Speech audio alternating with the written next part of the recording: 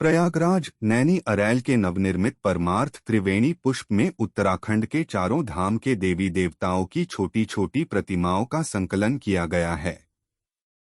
UP live के संपादक और इंडिया टीवी 7 के ब्यूरो चीफ राहुल कुशवाहा और उनके सहयोगी विष्णु जैन ने आज दर्शन किया।